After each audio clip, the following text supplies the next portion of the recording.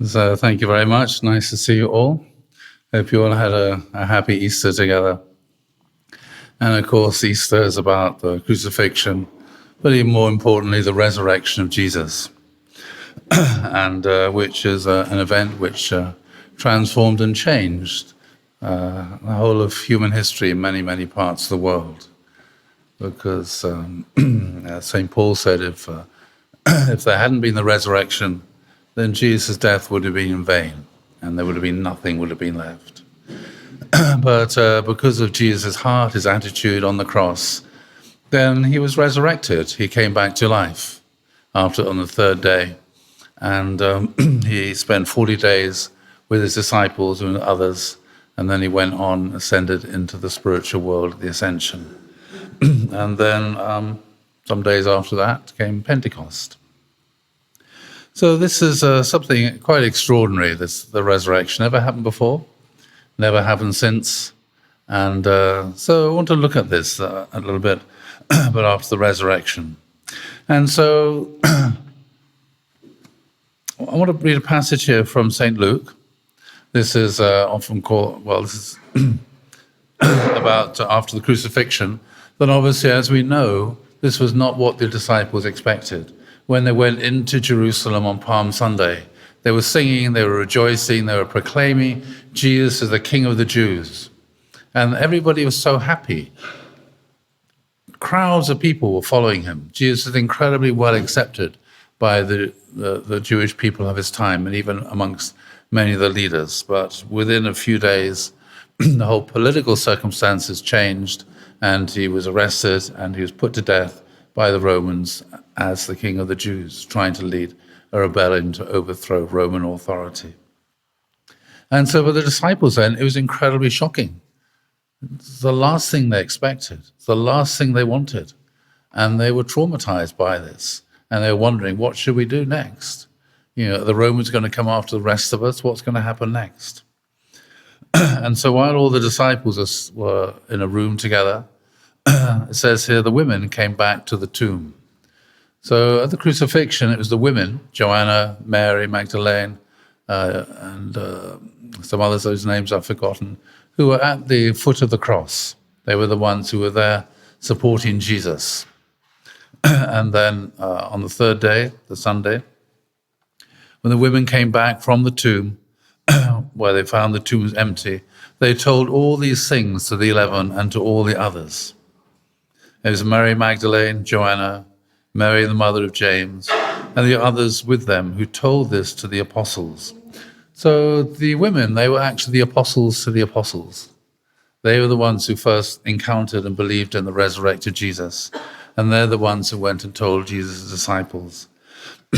But they did not believe the women, because their words seemed to them like nonsense. Peter, however, got up and ran to the tomb. Bending over, he saw the strips of linen lying by themselves, and he went away, wondering to himself what had happened. It's like, it's like a mystery, what had happened. Now, that same day, two of them, these are two of Jesus' disciples, were going to a village called Emmaus, about 7 miles from Jerusalem. They were talking with each other about everything that had happened. As they talked and discussed these things with each other, so obviously the crucifixion and all the events following that, Jesus himself came up and walked along with them. But they were kept from recognizing him. He asked them, "What are you discussing together as you walk along?" He asked them, "What are you discussing together as you walk along?" They stood still, their faces downcast. One of them, named Cleopas, asked him, Are you the only one visiting Jerusalem who does not know the thing that has happened there in these days?" "What things?" he asked. "About Jesus of Nazareth," they replied. "He was a prophet, powerful in word and deed before God and all the people. The chief priests and our rulers those are Roman rulers, handed him over to be sentenced to death, and they crucified him. but we had hoped that he was the one who was going to redeem Israel. And what is more, it is the third day since all this took place. And in addition, some of our women amazed us. They went to the tomb early in the morning, but didn't find his body. They came and told us that they had seen a vision of angels who said he was alive. Then some of our companions went to the tomb and found it just as the women had said, but they still did not see Jesus. He said to them, "How foolish you are!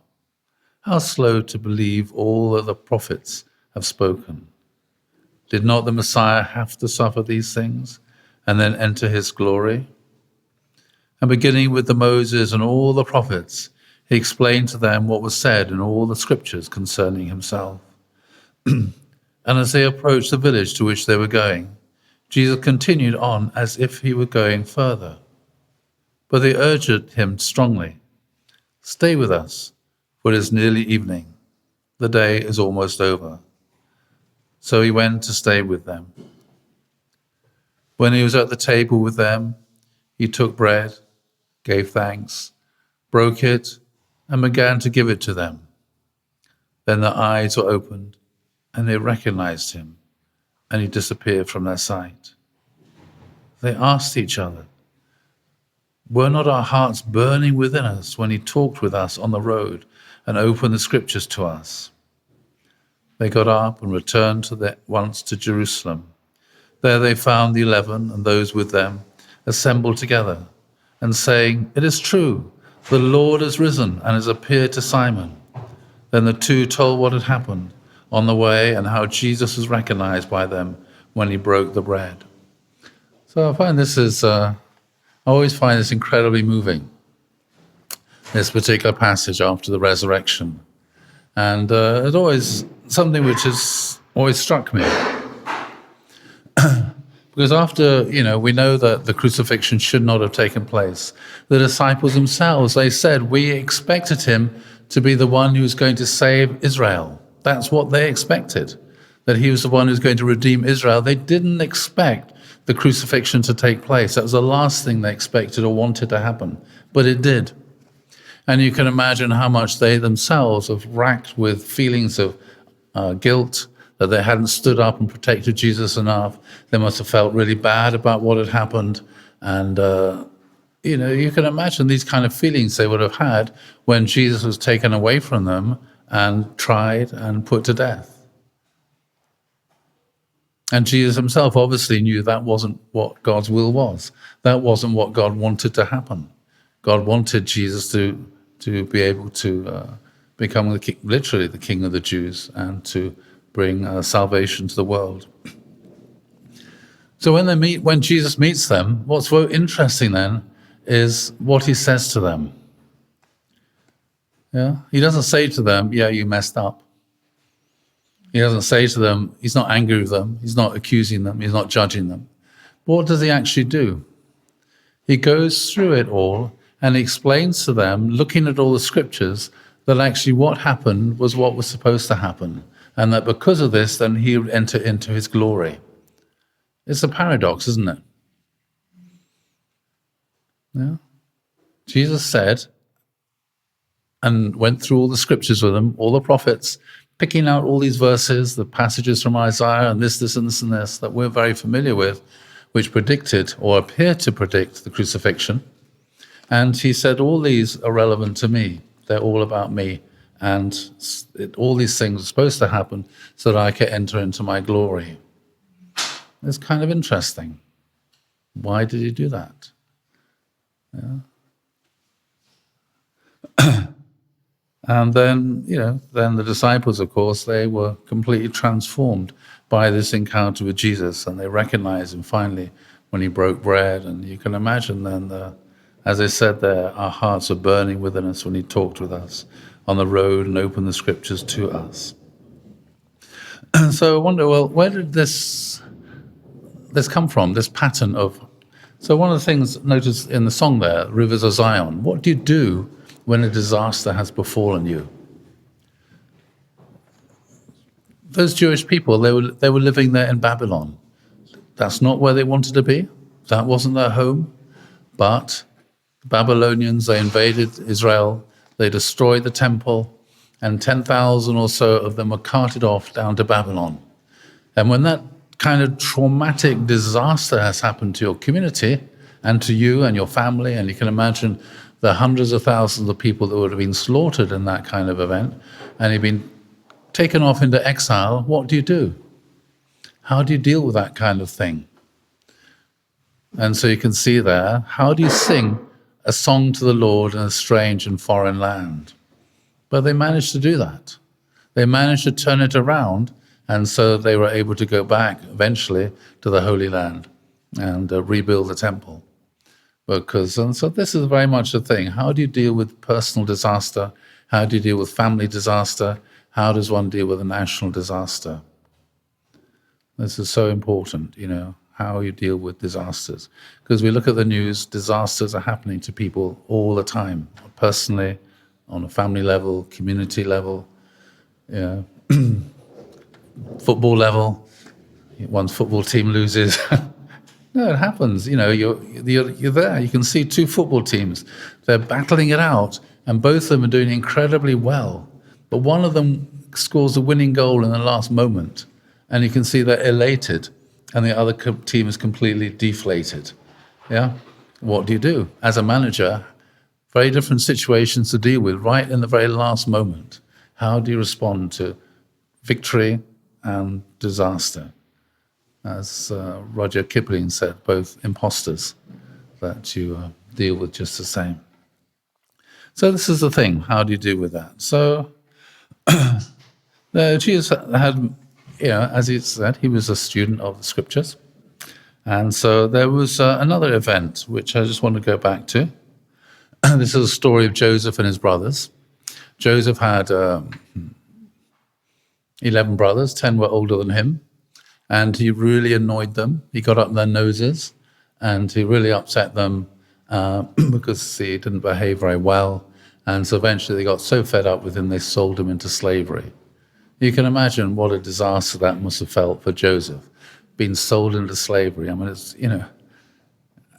many people have experienced that? Your own brothers sell you into slavery.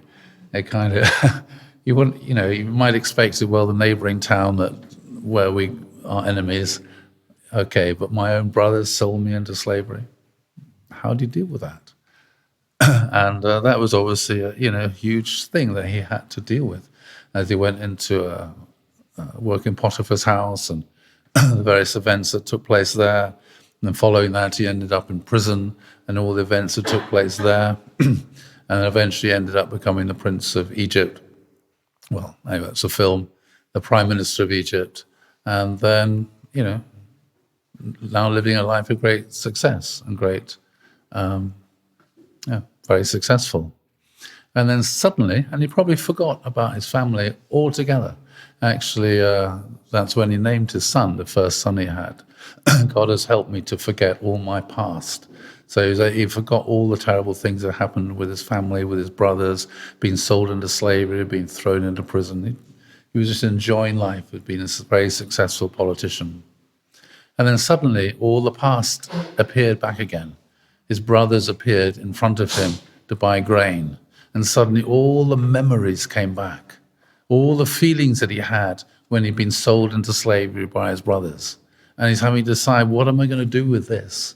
How am I going to deal with these wretched brothers of mine who sold me into slavery all those years ago? How am I going to find a way to be reconciled with them?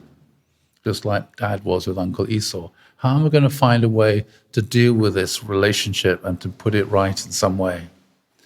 And so you may remember he went through this kind of whole thing with his brothers, inviting them for dinner, putting the silver cup into Joseph's bag, Benjamin's sack, and then it's been discovered, and they're brought in front of Joseph, and Joseph then says to his brothers, right, Benjamin, he's the one who committed this crime. He stole my cup.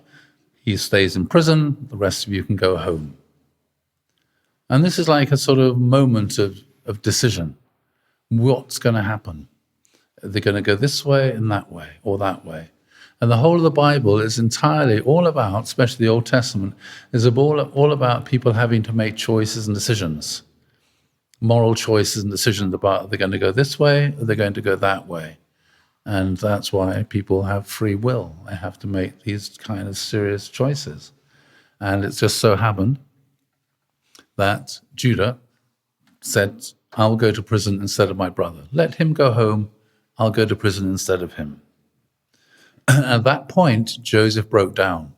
And Joseph said to his brothers, I am Joseph, my father still alive? But his brothers could not answer him, for they were dismayed at his presence. You can imagine how shocked they were. The fact that this little boy who they sold into slavery was now the prime minister of Egypt, had the power of life and death over them, and could throw them into prison or do anything with them. You can imagine how deflated they must have felt. So Joseph said to his brothers, come near to me, please. And they came near. And he said, I am your brother, Joseph, whom you sold into Egypt. And now do not be distressed or angry with yourselves because you sold me here. For God sent me before you to preserve life. So it's not me who sent me here, but God. He has made me a father to Pharaoh and lord of all his house and ruler over all the land of Egypt. So what he's done here, he says to his brothers, don't be angry with yourself. It was God's will. It's part of God's plan, which we didn't know at the time. You weren't aware of the fact that you were carrying out God's plan in selling me into slavery. I wasn't aware that it was part of God's plan to sell me into slavery, but it was God's plan, because God wanted to preserve this people of Egypt from dying of starvation. And he realized he needed to have somebody who had the capability of being able to do that. And that was me. The only problem, I had too many rough edges. And so I needed to go and be a slave for a while, go to prison for a while, learn lots of lessons until I became the kind of person who had the ability to be able to do that job. So don't be angry with yourselves. So it's very much, I felt, okay, when I read that, I realized, oh, that's very much what Jesus was like. When Jesus, spoke to his disciples and met his disciples after the resurrection, he said, he didn't actually say, don't be angry with yourselves, but he had this kind of attitude to the disciples, don't be angry with yourselves for what you did or for what you failed to do or for all the mistakes that you might have made. Don't be angry or distressed, which they were. They were very distressed by what had happened. He says, don't be distressed. It's part of God's plan for me to enter into my glory. That makes sense? So Jesus then, he turned it around. He turned a disaster into a victory. He turned a disaster into a victory. And that's what Joseph did. So there's this sort of pattern which is established there in Abraham, Isaac, Jacob's family, including Judah and Joseph and the others. There's a pattern here of behavior being established, a pattern of how to deal with disaster, how to deal with these kind of situations. And so the people then, they'd read these stories. I mean, obviously Joseph himself hadn't read that story because nobody had written it down then. But he himself was the person who became the role model then for Jesus. That's one of the things that makes Joseph then so remarkable. Who was Joseph's role model? In some ways, it was Jacob, because Jacob got reconciled with his brother, Esau. So often people think, oh, well, it's been too long, too many years. We haven't spoken to each other for decades. We haven't picked up the phone for decades. We haven't visited each other for decades. It's like, is that person my brother or sister anymore? We haven't met. Too often people are like that. But Jacob, though, he felt, no, even though I've been away for 21 years, even though my brother is still angry with me for what I've done, I have to go and make it up with my brother, even at the risk of my life. And Jacob was able to do that, to be reconciled with his brother. And then Joseph also felt, okay, maybe I have to do what Dad did. So that's the point. These people then, they weren't following any script. There was no script for these people to follow. We can read about their lives and that can be our model. But they had nobody they were the original role models, because there was nobody who was showing them the way to do these things. They had to work it all out for themselves. They had to listen to their conscience and work it out for themselves. how to solve these kind of difficulties and problems. And most of the time they were successful. Otherwise, we wouldn't be reading about them today.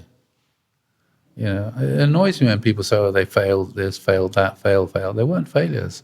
These are the greatest people in the whole of human history. They confronted, they dealt with these kind of problems, they found a way forward. And so that's what Joseph did. And so Jesus then, he'll be very, very familiar, of course, with all those stories. And he finds himself in a similar situation that Joseph found himself in. After great disaster and calamity, how to deal with this situation, how to move things forward instead of getting involved in recriminations, which is so often people do. Blame, recriminations. Oh, you did that to us 40 years ago, or 75 years ago, or 400 years ago, or 1,000 years ago. So often people are just caught up in recriminations, and you can see that in the news all the time. It doesn't help. Joseph could have done that. Jesus could have done that. Father could have done that. But that's not the way. Just listening to the news, it's awful. People just wanting to try and turn the clock back. Oh, you did this to us 75 years ago. Okay. Anybody can do that. Anybody can talk about these things. Many of you come from Europe. We all come from Europe. Anyway, I'm British, so I don't think of myself as a European so much. And if you look back in the life of your own family's histories, you can see after the First World War, after the Second World War, tens of millions of people within Europe, the continent of Europe, became refugees. They were displaced, so kicked out of this country, kicked out of that country, kicked out of the other country. What do you do when that happens to you, when this great disaster and calamity takes place and it happens to you? I was just listening to Sunday service on the Radio 4 this morning. It was about the Rwandan genocide. The lady there said, that within 100 days, 1 million people were killed, murdered, in a tiny little country. 80% of the people in that country were Christians. It was the most Christian country in the whole of Africa. And yet that happened. And people are struggling to understand, why did this happen? Why did this happen? Very difficult to try and deal with these things. And how do you move forwards and sing a song in a foreign land? How do you sing a song in a foreign land? Do you just completely always wanting to feel resentful, go back, or do you try to settle down and move forwards? And this is always the thing. And so that's what Joseph did. Jesus then did the same thing after the resurrection, wanting to move forwards. And then the same thing happened when Father went to Danbury. So this is from Bohea Park's autobiography when he's writing about these days. So Reverend Moon stood before them. This is before all his followers in East Garden, I guess. This is Bohea Park speaking here. I took my place beside him to translate. I've never had a situation as difficult to translate as this. My throat was so dry I could hardly speak. Reverend Moon scolded me, saying, "You mustn't be like that now." Then he started speaking in his usual powerful voice. And this is what Father said. "Are you sad today?" It's a bit like, after the resurrection. Are you sad today? After the crucifixion, are you sad today? What kind of faces are these I see? I'm happy. I remember reading this and hearing this. I thought, how did he do that? How could he say that? I'm happy. I'm glad. I've never been so hopeful as I am today. Don't you know that all the things that God sent to me, to America to achieve, of all these things are going to be accomplished by me going to Danbury? Today I'm moving the global headquarters of the Unification Church to Danbury, Connecticut.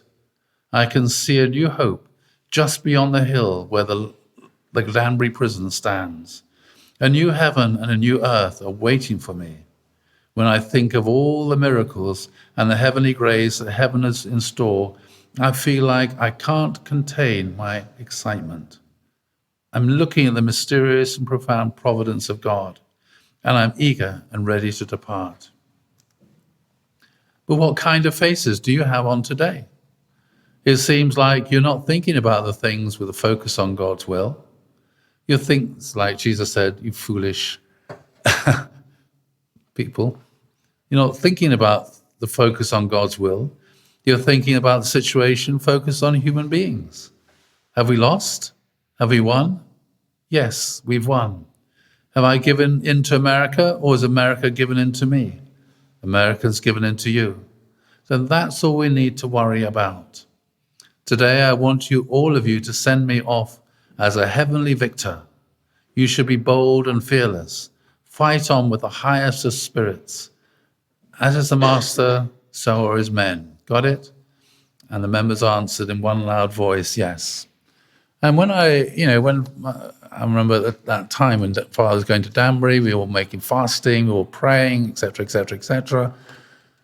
The result came in from the judges, and we were all dismayed and depressed, and it was like a disaster.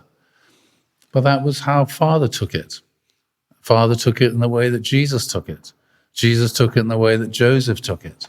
It took Joseph a long time to process all this material. And that's how Father took this, and that's how he spoke to us. And turned a defeat into victory. And I realized that's the definition of a Messiah. A Messiah is someone who turns a defeat into victory. And so that's why what Jesus did on the cross. Satan thought he had won because he crucified Jesus. Satan thought he was victorious because Jesus was on the cross dying. But on the cross, what did Jesus do? He reestablished the foundation for the Messiah. He made a foundation, he restored the foundation of faith. He prayed to God, into your hands I commit my spirit. He said, my God, why have you forsaken me? And people think, oh, that's a sign of a lack of faith or a loss of faith. But actually, that's the first line from one of the Psalms. And that Psalm is one where the psalmist describes going through the hell of hells and explaining and saying to God, even though this has happened to me, even though this has happened to me, even though this has happened to me, even though you've abandoned me, I will not abandon you. It's an affirmation of faith to say, why have you abandoned me? Because that is the first verse of the whole psalm, which itself is an affirmation of faith in this terrible disaster situation. The psalmist is saying, I will not abandon you, and instead I'll go on and proclaim about your holy name. And so, I don't remember why I'm talking about this. Anyway, so that was that was Jesus' attitude. And that was Father's attitude as well, turning this defeat into victory. And as a result of that, then that was a turning point in America for Christianity. Because then lots of Christians who up until then had been bitterly opposed to our Father and to true parents, then they realized that Father had suffered from religious discrimination. And this is a terrible injustice. And even though they didn't change their beliefs about theology or this, that, and the other, they came to support Father. And right up until today, there's a very large Christian foundation in America supporting our movement. And then we look at the same situation in Japan. Again, going through a traumatic experience. What's going to happen?